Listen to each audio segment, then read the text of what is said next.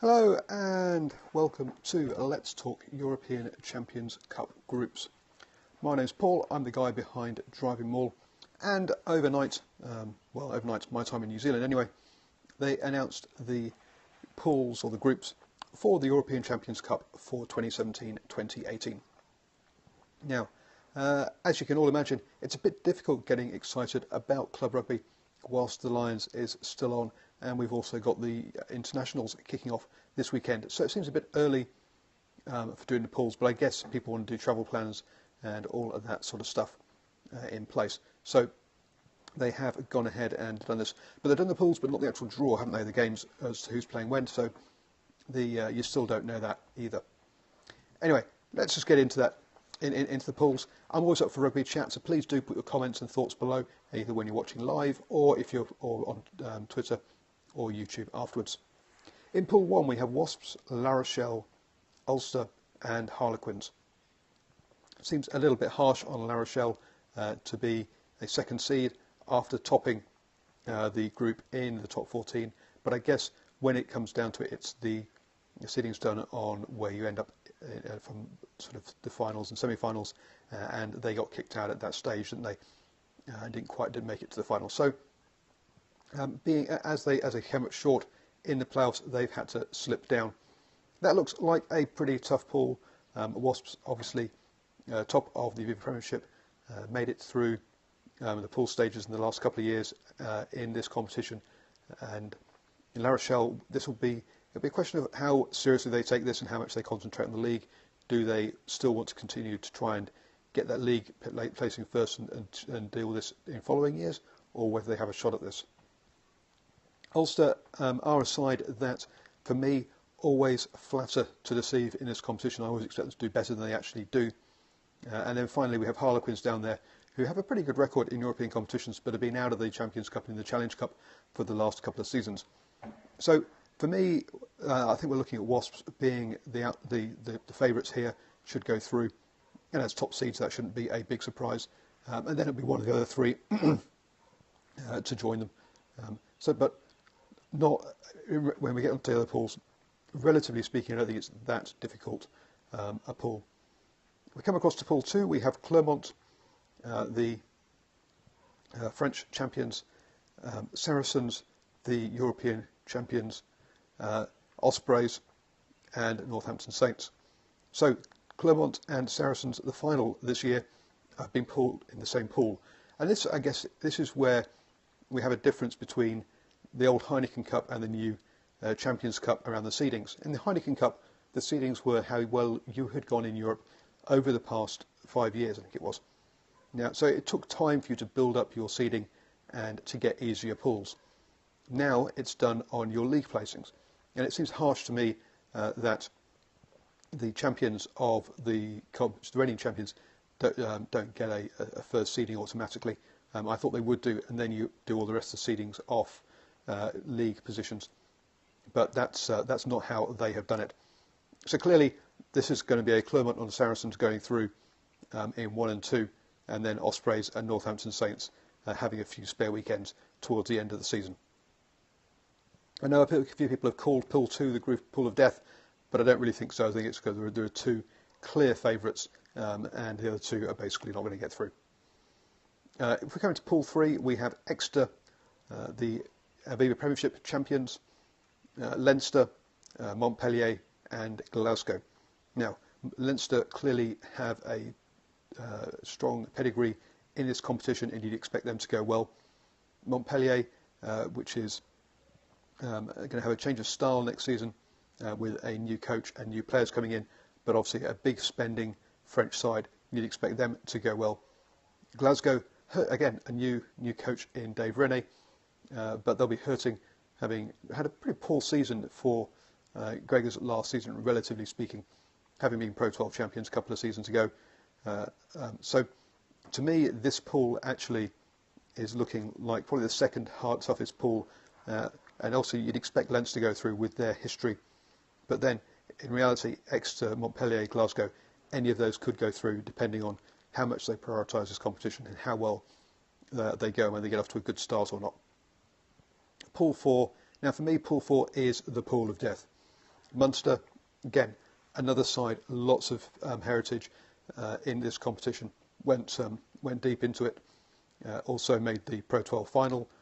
Racing 92, or Dan Carter's Racing 92, clearly another big spending French club. Leicester, another club with heritage in this one, and new coach, so should be we're looking to improve.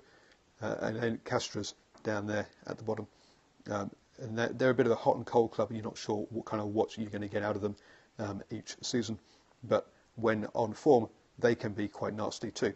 And nasty sort of as in strong and can win games. So pool 4 to me, I think, for me is going to be the pool of death. There's going to be a casualty there out of Munster, Racing, and Leicester. With Castra, there's a dark horse that could cause an upset. So, but pools 3 and 4 look like the toughest two to me. We head into pool 5. We have Scarlets, who are the Pro 12 champions, and for getting that top seed, they get themselves Toulon.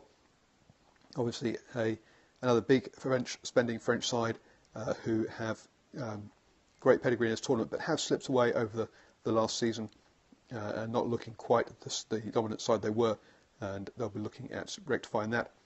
Bath, with Blackadder's second season there, you'd expect them to kick on.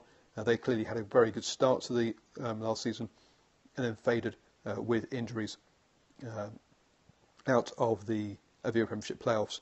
But Blackadder will be looking, now that he's actually been there, got his systems in place, the squad will be a bit more of his squad rather than what he was inheriting.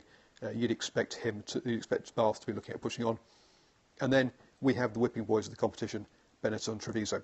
So obviously the Benetton are going to be easy try-bonus points for the other three sides, and it's going to come down to the other three who go through. Obviously you'd be looking at Toulon and then as being favourites probably, with Scarlets and Bath fighting it out for that other place to go through.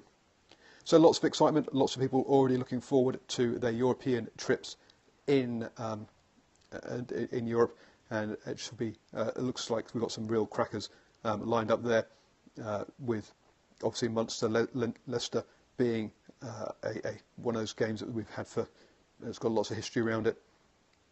Saracens, Clermont as well there. We also had the Challenge Cup draw, which was the second tier competition, so we'll quickly run through that. In Pool 1, you have Newcastle, Newport Gwent Dragons, Bordeaux, and NSI, the Russian side. Quite what's going to happen at Dragons is we'll have to see what shape they're in, obviously with their takeovers and all that kind of stuff going on there. Newcastle have made a bunch of signings, but as we say with this one, it's always a bit of a lottery cup because you don't know how important or how much the team's going to play in this. Going forwards next year, the winners of this competition clearly will get the Champions Cup qualification. They don't have to go into that silly playoff that Stade Francais had to this time, and then they lost out to Saints. I guess the other point is also, this is the last season we're going to see an Italian side in the Champions Cup, unless they qualify by rights into Pro 12. There'll be no more country allocation of places in the Champions Cup, so that's the last time I have that easy pool there. In Pool 2 we have Cardiff again going through issues with ownership and stuff with the RFU, Sale, Lyon and Toulouse. And this is a big step down for Toulouse, who have got such a great history in the Champions Cup, and we'll see how they respond to being in the lower competition. Into Pool 3 we have Gloucester, Pau, Zebre and Agen, with that looks to me like a very easy pool for Gloucester to top. I wouldn't be surprised if they came through having won all of their games. Pau and Agen will be much more concentrating on not getting relegated out of the top 14, and Zebre being an Italian team. Well, I mean, there's been rumours they weren't going to exist this season, so will it be Zebre or will it be Roma? We'll have to wait and see. Into Pool 4, Stade Francais, Edinburgh, London Irish, and, well, Kryazania. I have no idea who they are, but they sound very Russian to me. We'll have to wait. I'll have to look that one up. But again, with having made the finals this year, they've got to be one of the favourites to come out of that. London Irish will clearly be concentrating on staying up in the Aviva Premiership, and perhaps we'll be using this for morale boosting and for gaining form. We'll have to wait and see. And Edinburgh, this will probably be their best chance at getting any silverware, let's be honest. They're not going to get it in the Pro 12. But then it's Pool 5. We have Brive, Connacht, Worcester and Oyonnax. Connacht, obviously, with a new coach, as Pat Lam is leaving, going to Bristol. So we'll see how they go. Oyonnax and Brive, you'd expect to be spending more of an attention onto the top 14, giving Connacht and Worcester a good chance in this one. So those are the pools for the Champions Cup. Say teams like Gloucester, Stade Francais always seem to go kind of well in this competition. Harlequins been another one to go well in this competition, but they're out of it this time. And it's going to be interesting to see how teams such as Toulouse, who are not used to being in this competition, cope. As well as obviously with the sides that are a bit more exotic in NSI and Cryozonia. So thank you very much for listening. Do share this with your friends and let them know what's happening in the European Champions and Challenge Cup. Don't forget to sign up for my newsletter. Link is above in Twitter, down below in YouTube. And don't forget, please give it the old thumbs up in YouTube. And it's been great having a chat. I'm going to try and organise a chat with Cornflakes about the All Blacks and Maori squads that got selected. So that would be a live one on YouTube. And I've also been asked to do my Lions Test 15. So I will try and probably get around to doing that tomorrow. Also, after the Crusaders versus Lions game, I will be doing a live post-game reaction with, who am I with? Maul Over Podcast and Cornflake. So do check that out on YouTube as well.